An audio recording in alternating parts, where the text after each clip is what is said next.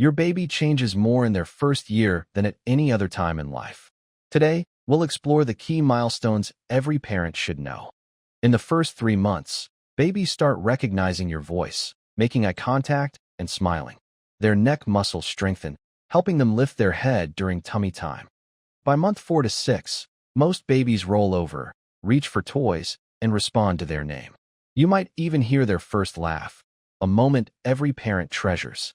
Between 7 and 9 months, babies may start crawling, sitting without support, and exploring objects with both hands. This stage is full of curiosity. By their first birthday, many babies can pull themselves up, take assisted steps, and say simple words like mama or dada. Each step is a leap towards independence. Remember, every baby grows at their own pace. Milestones are guides, not deadlines. Cherish each moment. If you found this helpful, subscribe for more baby growth tips.